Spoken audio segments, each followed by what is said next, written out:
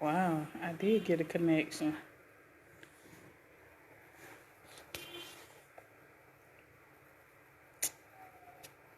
Okay, let's see. I am going to wait a few minutes, see if I get some viewers. Much later than I intended on being. It's rainy season, so I'll wait a few minutes and see. There we go. Oh, that's better.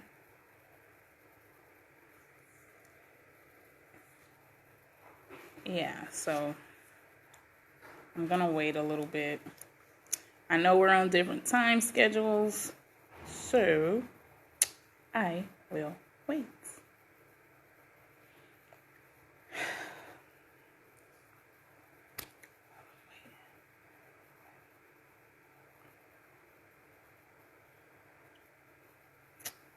Hello, hello, hello. I am trying to wait and see if I get a few ladies on. I know I was supposed to come on like a little while ago, but I had to jump on a business call and that went longer than I wanted to, and a couple of us are in different countries, so had to wait. So I'm gonna give it a few more minutes. If you guys have some questions y'all want me to answer, I figured this would be a good time for me to talk about business and doing business in West Africa and what that looked like. So if y'all have any questions, just let me know. If y'all questions about anything, like I'm my meeting let out a little early today, so I got time. Hopefully the rain will let me or the connection will let me talk, considering I see a storm rolling in, but I'll try. Hey, Nicole. Can you hear me good? Is my connection good?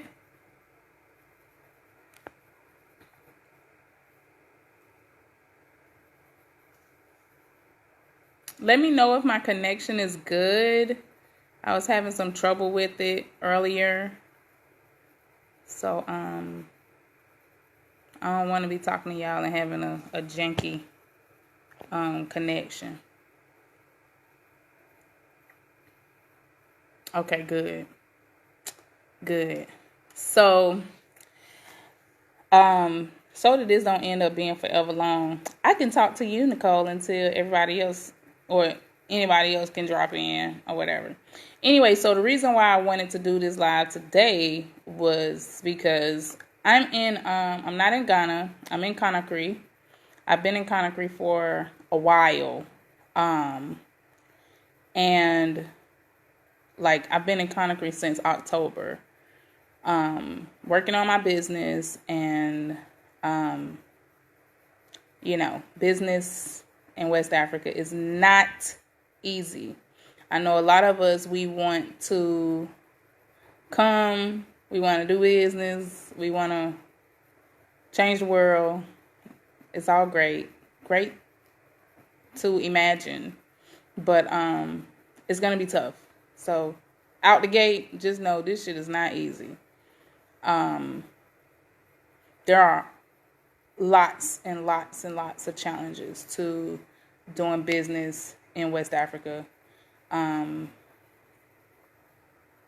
It's just a lot.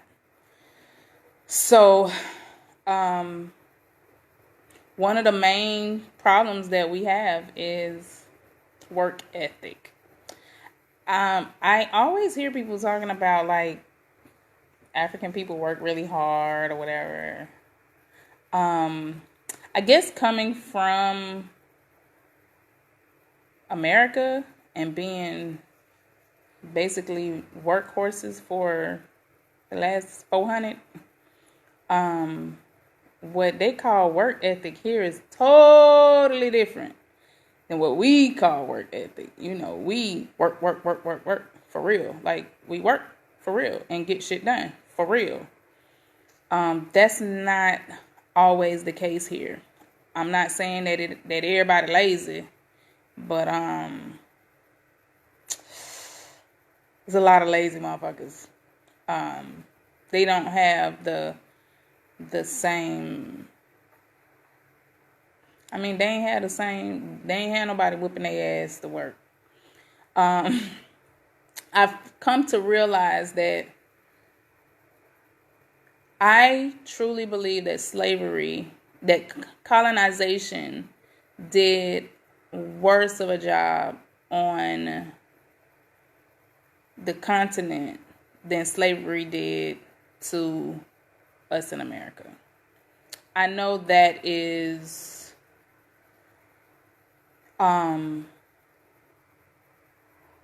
hard to believe, but colonization has made people here very lazy. What we call lazy and what we see as lazy here, just know you're going to have to take a lot of deep breaths. You're going to have to do a lot of, let me just go home and lay myself down and try it again tomorrow, because it is tough. For example, like last week, I hired some guys to clean my work site. It's rainy season, so we needed weeding done. And, a lot of weeding is done by hand here, or by machete here. It's a lot of manual work. So with there being a lot of manual work, we I don't mind paying people more. I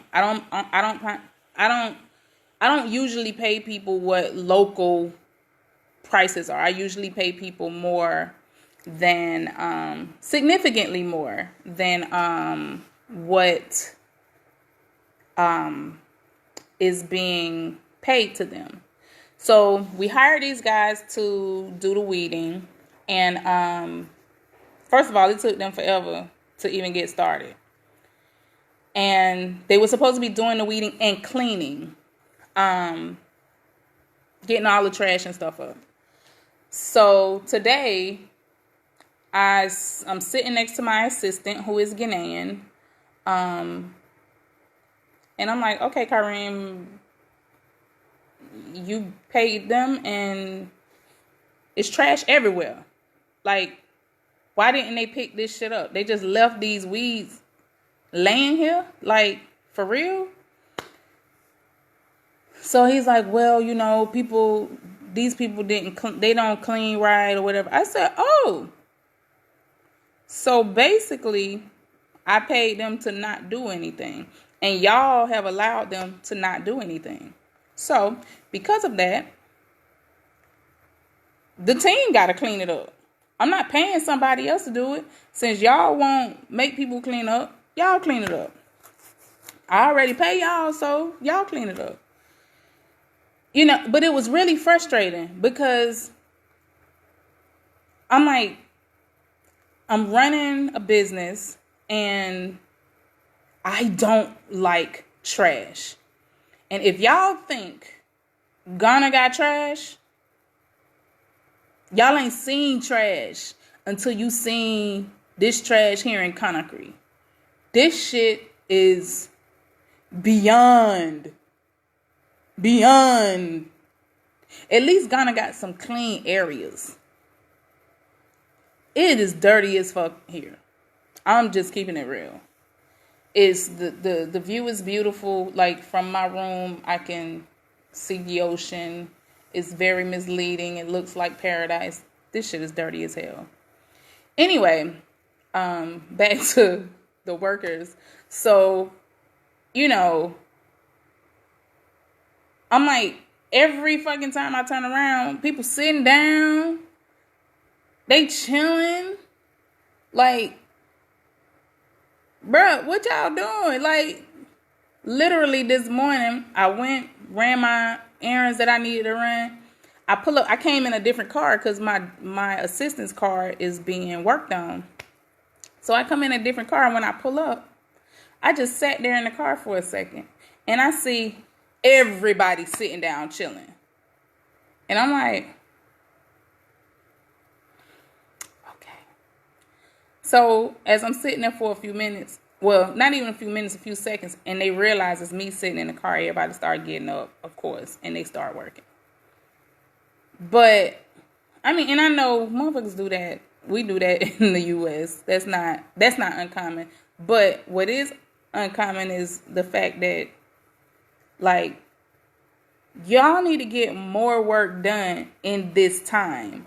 And that's a problem that we have. Like, things that should take a day, maybe 2 days, that should be taking like 2 weeks. So we be having deadline. Like, for instance, I had a deadline that I needed to meet for a client for Sunday. I'm not going to meet that deadline because none of my workers worked at the pace that I needed them to work at. So I'm saying all of this to say, if you plan on doing business in West Africa, this is something that most of my business partners have issues with in different, and it doesn't matter which country it is. It seems like this is just, this is going to be an issue. And we have to figure out, how do we mitigate this problem? And, you know, I want to hire local people and give a living wage. But then you end up, I can understand why other people hire non-locals, because a lot of the local people, I found the same thing in Ghana, same thing here in Conakry, same thing, and it's not really their fault. Like, if I'm just transparent about it, when you don't really have, like, most of the people who do work hard aren't from the place. So, like, most of the hardworking people that I've come across, like, are Liberian. They're not from here. So they don't have, like, family land and all of that stuff or whatever. They came here during the war, so they have to pay rent or whatever. They know they have to work. So they don't, they tend to end up actually working harder. But when you when you're dealing with local people, for whatever reason, they have a very lax attitude when it comes to work. And I believe it's because they have somewhere to live. They don't have to really worry about what they're going to eat. You know, they just kind of there. And at the end of the day, for business, it just makes sense to, like, hire people outside. Like, for me, my house help is Liberian. My nanny is Liberian. But I probably would have the same kind of issues if they were in Liberia.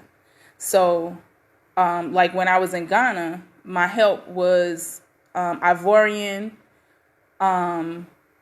That was the better help that I had. When I had Ghanaian help, it would be lax.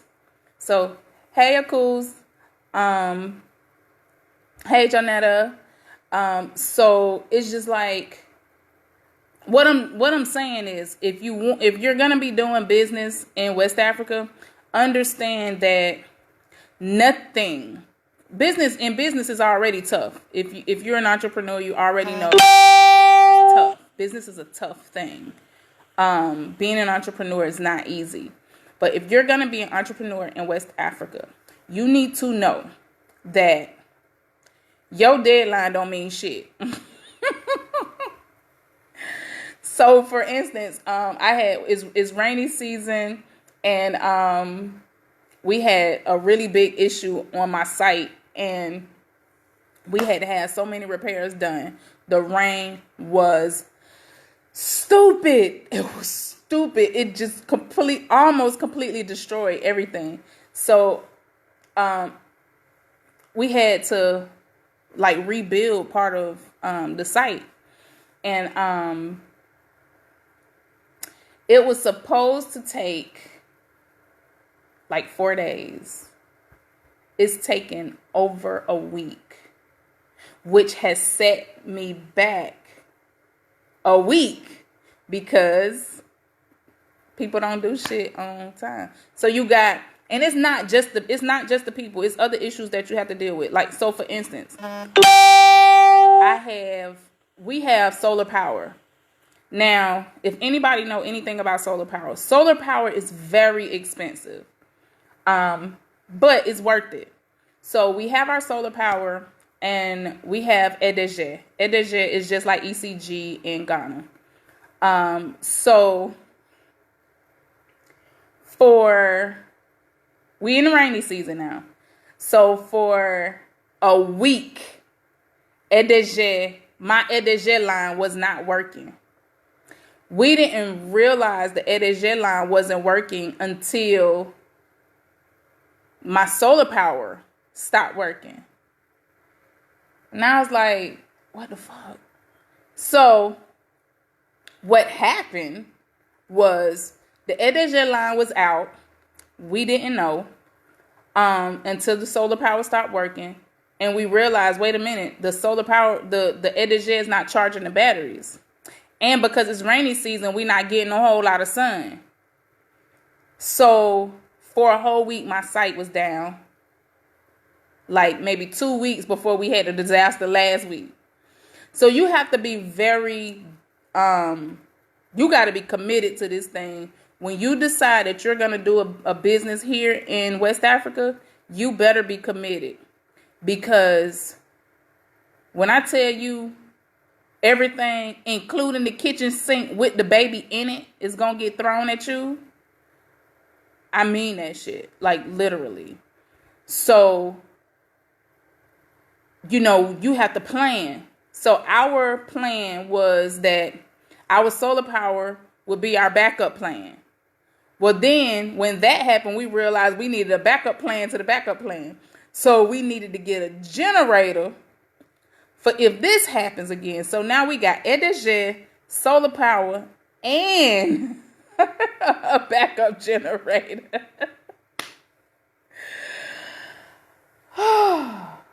Oh my God.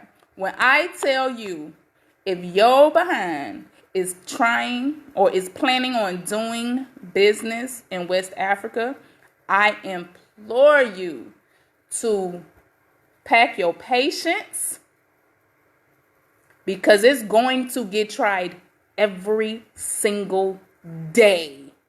Every single day. Is it worth it? Absolutely. I wouldn't keep doing this if it wasn't. But just like entrepreneurship anywhere is not for everybody, entrepreneurship in West Africa is not going to be for everybody. This is not easy. You are going to lose.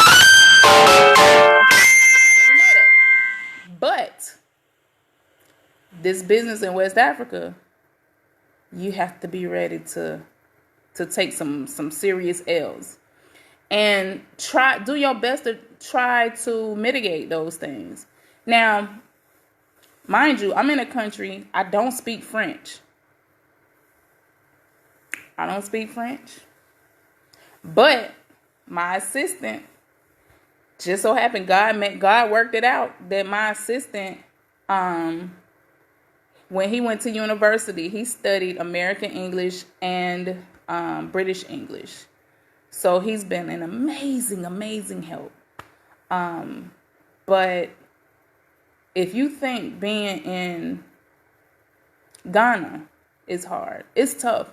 Because not on top of all of you got the natural stuff, you got the people stuff, then you got the politics of stuff. So,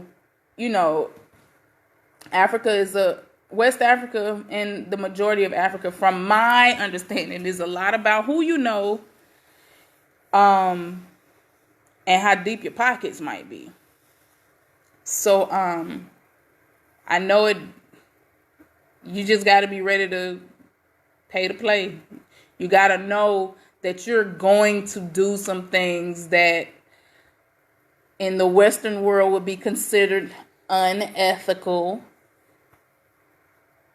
You're going to have to do, if you want to get stuff done and get it done relatively easy and quickly, you might have to do some things that are unethical. You might have to pad some pockets. We pad our budget with enough cushion for if we have to pad some pockets. That's in our budget. Like in our business plan is in the budget that we have a little cushion for that. That's just a part of the, even when you know somebody, you have to, you're gonna do some pocket padding if you want to get stuff done relatively quickly. I've seen things go from something that's supposed to take a week. I've seen it get done in a day because we paid somebody $20 extra or $100 extra or whatever. I've seen stuff get done right away. So you just have to kind of know that this is a whole nother beast. I think it's worth it. I mean, I get a kick out of it most days. It's frustrating. It's aggravating. I'd be mad as hell. Today I was ready to kick somebody's ass. So I brought myself on home. I said, let me go on home and smoke me a joint and just get my head together, take me a little nap, and I'll work on some administrative stuff, and then I'll try it again tomorrow. But you have to know that it'll be difficult, but if it's something that you really want to do, it'll be worth it. Just come knowing that by every day, you're going to want to throw your hands up and run and hop on the fastest thing moving. Almost every day, you're going to want to do that. But you got to have the fortitude to push through. Something that being in Africa has made me, believe it or not, it's actually made me even more proud to be an African born in America, descendant of enslaved people. It's made me actually much more proud of where I come from and who I am and all that came with it. I think I was born for this. And it's some of us who are born for this. Some of us have the threshold for pain. You have to have a threshold for pain to be able to successfully make these things happen. You have to have a high threshold for pain, and you have to have a high threshold for taking it in and pushing through. You have to have a high threshold for that. If y'all got any questions while I'm talking, just go ahead and throw a question in there. Your questions in there as I'm talking, and I'll answer them as we go. But I just wanted to come here. Today I had a really rough day. And I was like, this will be a good day for me to talk to the sisters about, I know there's a lot of women in this group who want to come to West Africa and do business. I suggest that everybody comes to West Africa and do business. There's so many opportunities. There's so much that is needed. There's so many countries that need people like us. We need thinkers. We need people who can who can inspire and all of those things. We need that. I just want you all to be prepared. Be prepared for the possibilities of what it's gonna look like. Doing this has made me accept failure. Accept it as a stepping stone. Since October, when I tell you it's been a million things that's done happened. That have gone wrong. But on top of all of those things that have gone wrong, is one giving me the experience to see, okay, this is what it looked like. When I started, it was a dry season. Now we're in the rainy season. So, and these weathers are very harsh. So, I'm an urban farmer, or as my business partners like to call me, an agriculture. What she called me? She gave me some kind of fancy name. I'm an urban farmer though, but and I'm a national consultant for the UN. So I'm here on a project while I'm doing my business, but this shit ain't easy, y'all. You just gotta pack your patience. In Ghana they say exercise patience. If you want to learn how to be patient, come and do business in West Africa. Or hell, for that matter, just come and live in West Africa. If you want to learn how to be patient, you will be forced. By force, you're going to be patient. In Ghana, you're going to hear people say, oh, patience, patience. Exercise patience, exercise patience, exercise patience, exercise. You're going to get tired of hearing people say exercise patience. It's pretty much the same here in Conakry. People are nobody's in a rush to get anything done. And you literally have to ride people to get stuff done. Like, for real. As much money as we spend on solar, I literally have to, and he's a great guy. Don't get me wrong. My solar guy, he's a Ghanaian, and he's a young guy. He's 27 years old. I really think he's in over his head. He bought a solar company from some foreigners who were having a dispute amongst each other, and he kind of bought the company from up under them and took over. But I think he's in over his head. So sometimes my business suffers because he's got so much work going on. But then you have to learn how you get people to do stuff. And as with anything, money talks. So like today he was supposed to come and put in some fans and he didn't show up. So I hired somebody else. I'm taking that shit out of his pay. Because we already like have our solar system and we owe him the balance from what, we paid him the first part and now we owe him the balance. I'm taking that shit out of his pay because I had to hire somebody else because you didn't show up. And you'll have those kind of things happen where people say, oh, I'm coming. And as Westerners, we are used to, if I have an appointment with you, you show up. If you're not going to be able to make it, you call. So what you have to do is you have to kind of learn. I wouldn't suggest anybody who has not lived in West Africa at some point. I don't suggest nobody come and start doing business. It's not a good idea for you to just jump out here and start doing business. I started my West Africa journey in 2014.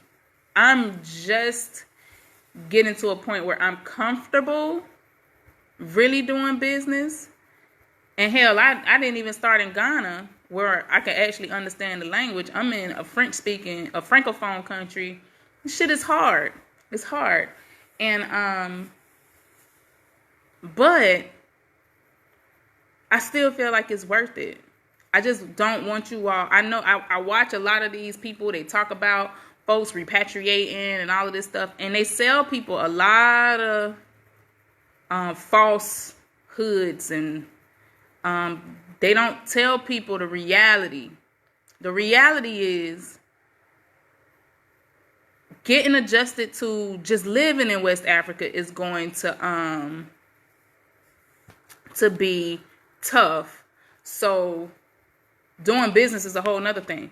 So Nicole asked me a question. She says, I've been itching to ask you some agricultural related questions, specifically about bananas. I'll message you directly. My idea is a massive undertaking, and I am just at the point of working out a business plan. So I'm not quite ready to dive in just yet. But this info is so helpful and in understanding some of the things I can expect once I get on the ground to do, to even do initial research. Jennifer says they either sugarcoat or complain. So yeah. So the thing is, I'm the best version of myself when I'm in West Africa. Like I'm healthier. It actually, because I'm a person who works well under pressure. So I do really well in this environment. A lot of people are very surprised that I've been able to accomplish so much in a francophone country. And I speak, when I say very little French, my French is bonjour, bonsoir, when I'm on the moto, ici, I can tell somebody ici, here. Enchanté, viens ici, very, very small. My French is very small, but you better believe. The truth of the matter is, coming from where I come from, this shit is, I won't say it's easy, but we built for this. So, come on, man. Just know, like, don't dive right into business. Learn the way shit work. The truth of the matter is, you gonna need to know. It's several things you need to learn how to use. Your feminine wiles. Jennifer know what I'm talking about. And you have to understand that this is a very, very male-dominated society. So, for instance, my assistant is a male. So usually what I do is I tell Kareem what I need done. Before we even get there, I let him know how much I'm willing to pay and all of that. Because for one, I'm a foreigner and I don't speak French. That's one. Two, I'm a woman. So understanding that you need, if you can get a lot more done if you got a man to talk for you. So for instance, me and my initial business partner is a female. She's from the US. But my third business partner is a male.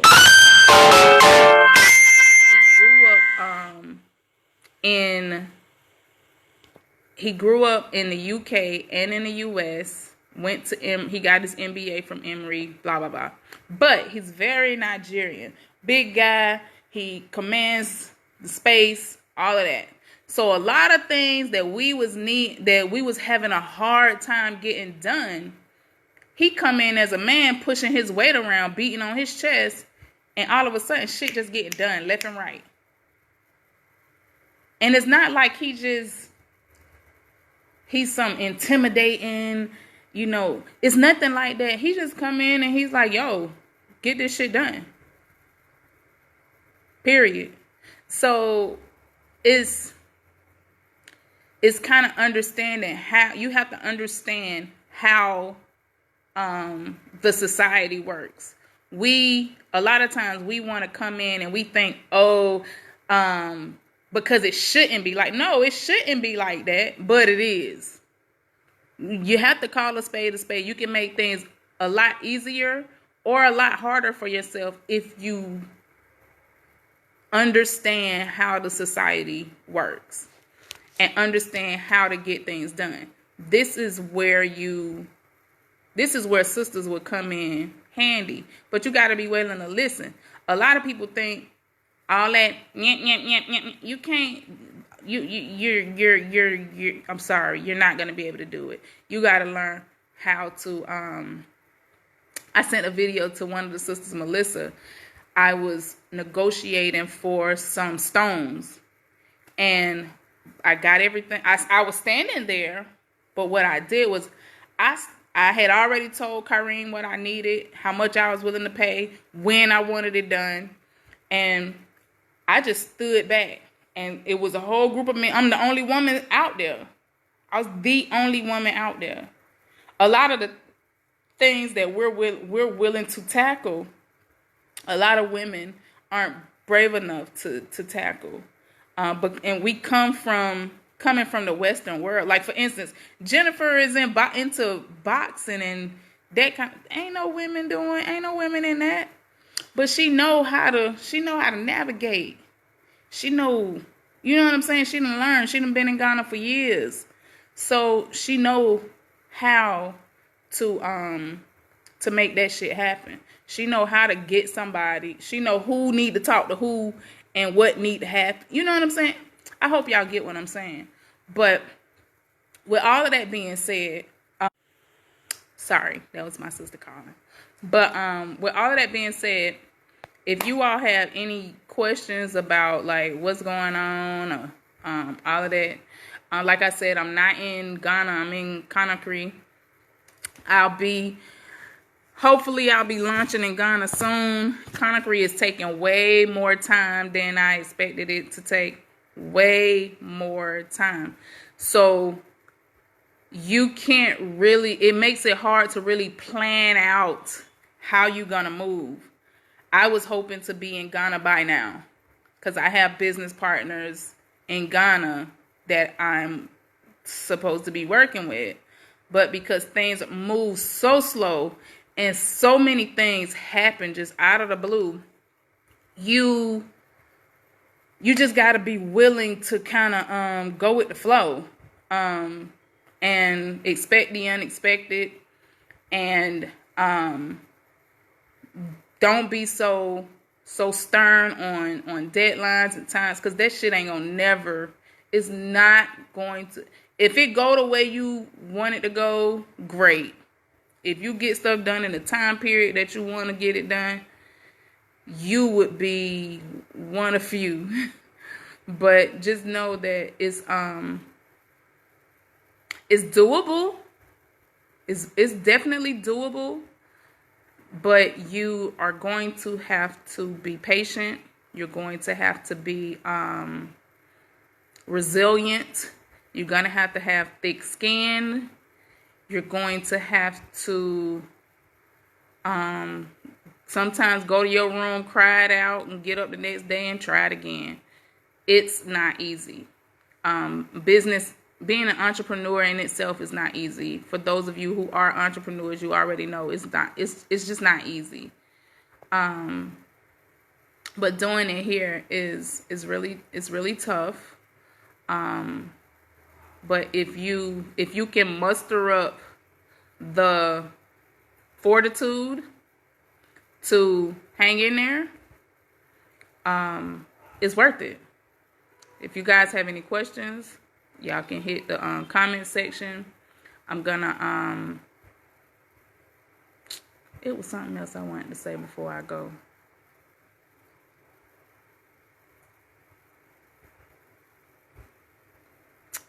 I can't remember. Maybe I'll remember and I can just put it in the comments. But I just want you guys to understand, you ladies, to understand that there's many components, many layers to this thing. And to be able to be a successful businesswoman in West Africa, you're going to have to understand certain things. Like the whole thing about being understanding, to have you a male that can do the talking sometimes. Because I promise you, you won't get heard all the time. So you have to learn how to work around that shit. Like, okay, you know that most of the time they're not gonna hear me, so make a man say it. I tell my business partner all the time, okay, certain things that I know that he'll be able to get done faster than me, we be like, hey, you go handle that, because they're gonna listen to you. You can get it, while they'll hear us, and it'll get done. It just won't get done as fast. And sometimes they don't take us serious. So you have to work around that until you get to a place where people will take you serious.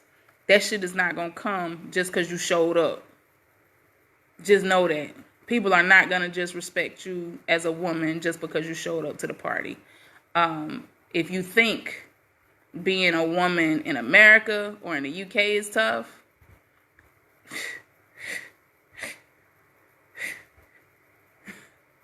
then being a black woman, because we come with fire. We come ready to roll, and that doesn't work really well here at all. So you have to learn how to, when in business, you got to bring that shit down and just know how to move and learn how to actually being soft and sexy might get you a little more than a little further than not. For instance, before I go, I'll tell y'all this one story. So when I was in Ghana, I was in business with this guy doing solar. I was in a solar business with this guy. And I remember one time he had been working on this deal with this minister. And he was trying to close the deal and he was having a hard time with it. So what did he do? You know, I'm thick and so he's like, I need you to do me a favor. We got to close this deal. And I'm like, okay, what? He's like, put on your prettiest dress, your prettiest form-fitting dress, and just go with me to this meeting. You ain't got to say nothing. Just go with me to the meeting. And I'm like, okay. So we go to this meeting. This meeting is in this big fancy building in Ghana. It's all of these major companies there, Google, all of these people in this building. I'm like, oh, okay, I ain't never been in here.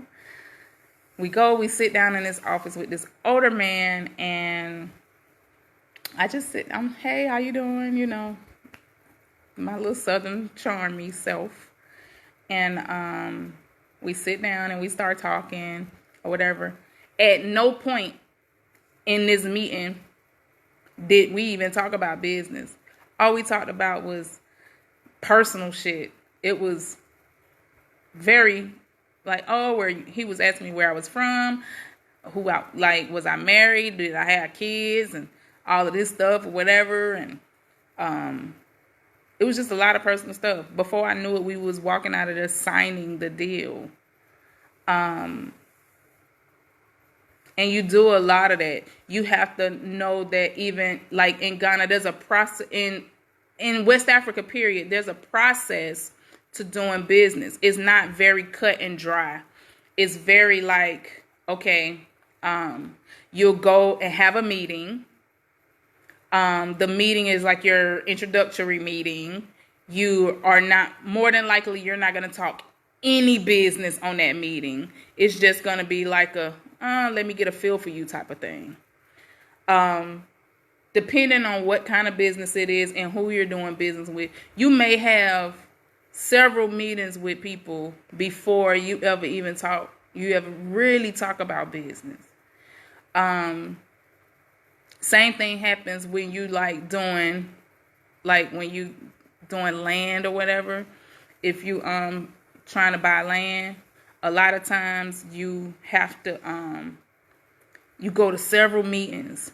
Like, you got to bring spirits, and you got to sit down and talk to this person and sit down and talk to that person. And it's a lot more to coming and doing business or coming and buying land than meets the eye.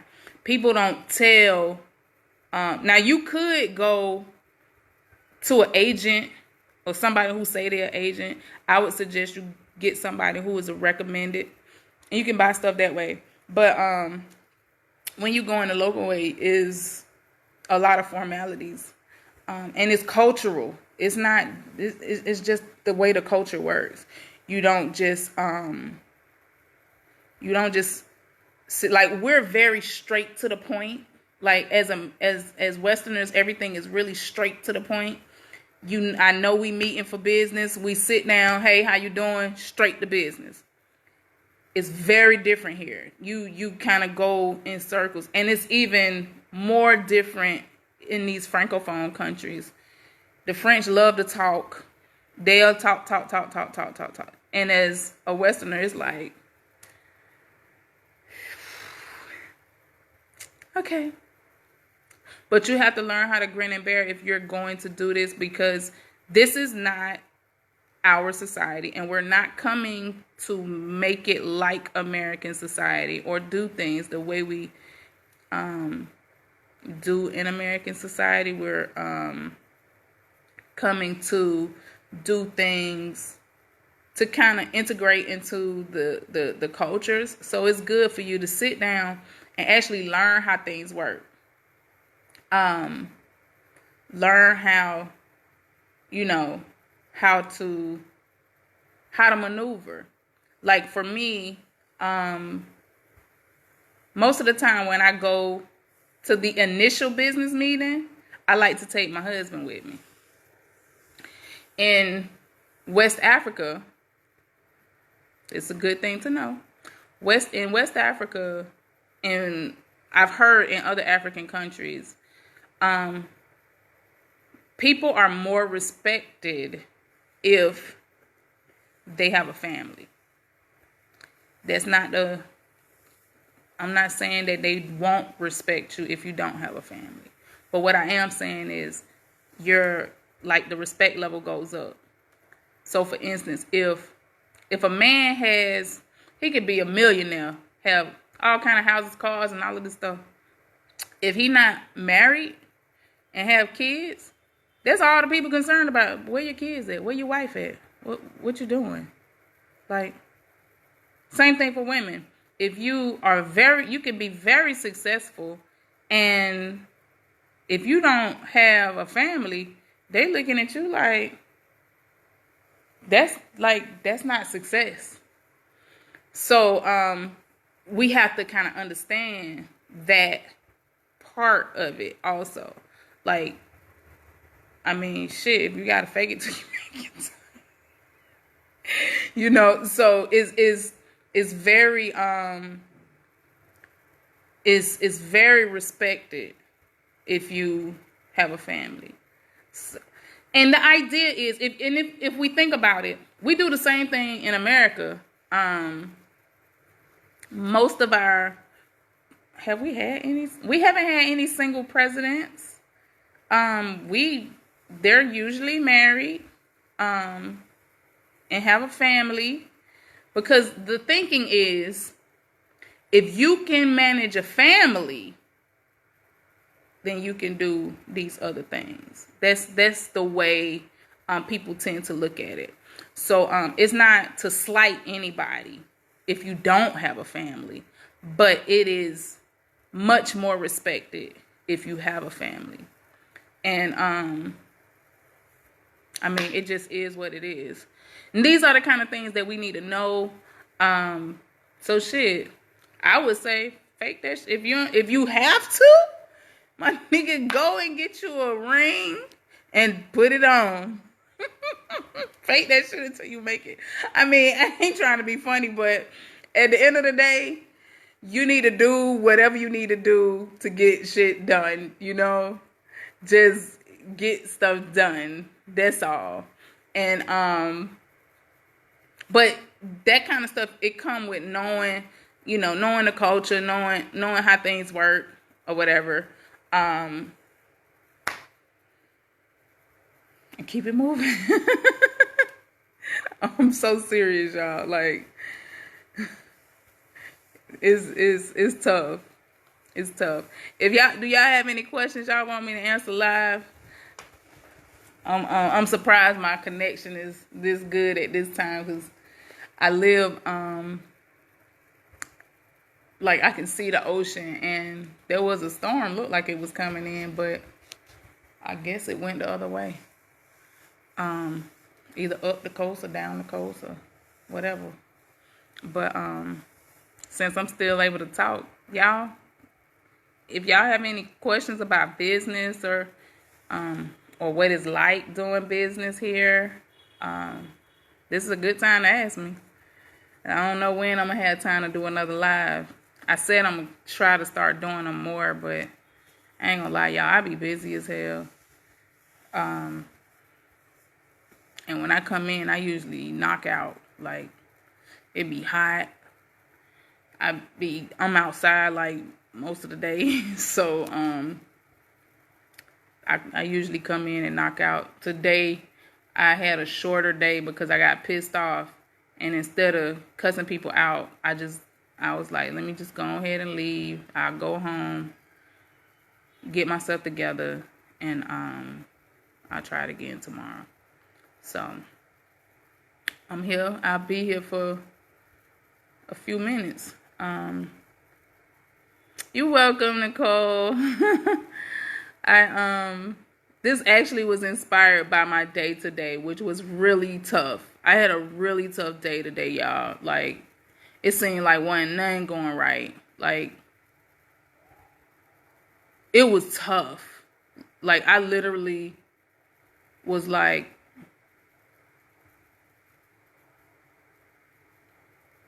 okay.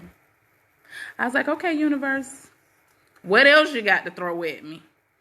Because you done thrown everything, including the kitchen sink, at me. What else? I done had a crop failure this week. I done had my greenhouse, the rain did a number on my greenhouse, the rain and the wind. Then because of all of the moisture, it was, man, y'all, it's been a tough week. Then my workers, they good too. Like, they really good workers. But, like, you have to stay on people. Like, you really have. I'm like, I don't like micromanaging people. I like, you know what you need to do. I got y'all task out. Just do what I asked you to do. You getting paid good. Just do what you asked to do. Oh, I knew this is what I wanted to tell y'all. So, when you go into these countries and start businesses, you need to learn the labor law. That's one of the things before you even start the business, before you even start thinking about the business. Learn the labor laws. If you start a business, like, say my business, I'm starting in a francophone country. In these countries, they do short-term contracts. They don't like how we do in America, where you get a job, and like in Georgia, it's a right to work state, so they could in the first 90 days they can fire you whenever if they get ready to, and after that, you know, they have to go through a process to get rid of you. But in the francophone countries, all of their labor laws are based off of France. France is very, very protective of their employees. So if I hire you and I think it's like they probationary period is like 30 days. And of course, in 30 days, people can show you whatever. So in that probationary period, you can get rid of people. But after that, you have to keep them for their entire contract. So if the contract is a year, or if the contract is 6 months, you have to keep them for that time. If you don't keep them, now you can fire them, but you have to be able to prove that they did something that put the company in jeopardy. You have to be able to prove that they damn near got to ruin your business for you to get rid of them. They got to cost you some money or something that you can't get rid of these people. And if you do decide to fire them, you have to pay them out for their entire contract. So, for instance, my business partner has a company here, and she has this worker that she is paying him way too much money. She's paying him like $3,000 a month for this job. He's only over like 15 people, and he was doing a really piss poor job. But the contract for him was for 6 months. In those 6 months, if she was to get rid of him, she would have to pay him out his contract. He hasn't done anything that has put the company in jeopardy, so she really didn't have a reason to fire him. When I tell y'all French laws protect people they protect. But then when you start learning it, it's weird because when you start learning about these countries, you also simultaneously end up having to learn about other, like the colonial country. So like, I don't know how many of you all know, but like in France, like they give people, their social service system their welfare system is crazy. Like out the gate, even if you're not a citizen, you can get like $400 a month and food and all kinds. It's a real, I guess, socialist type of place. And they ain't got nothing. They stealing it all from Africa. So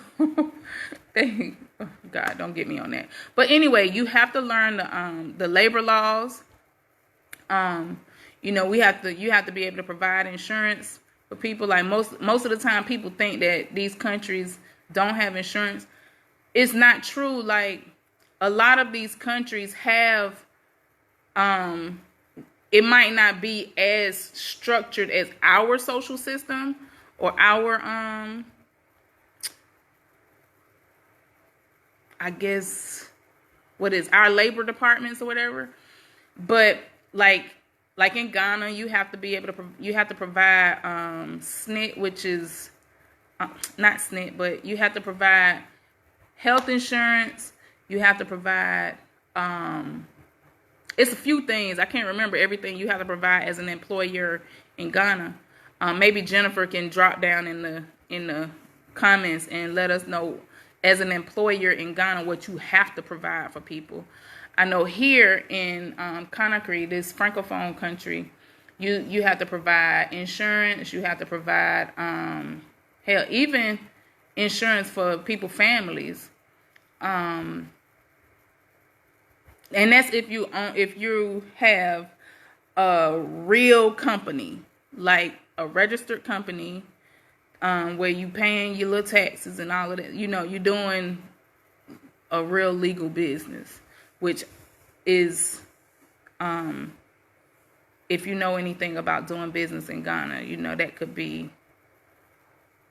So that's where you have to be willing to do some things, because doing business in Ghana, which is the reason why I chose to start outside of Ghana, is because as a foreigner, I would have to be able to put up $500,000 to register a business. And if I did it with a Ghanaian, I would have to put up $250,000 to start a business or register a business. Granted, there are ways around that, but we won't go there. That's where I say, you know, sometimes you have to be willing to do some things that may be a little unethical in our eyes, but it's kind of like the way these countries work. So I don't see any questions. I don't see any concerns. So I am going to say good night. Love you guys. Have a good one.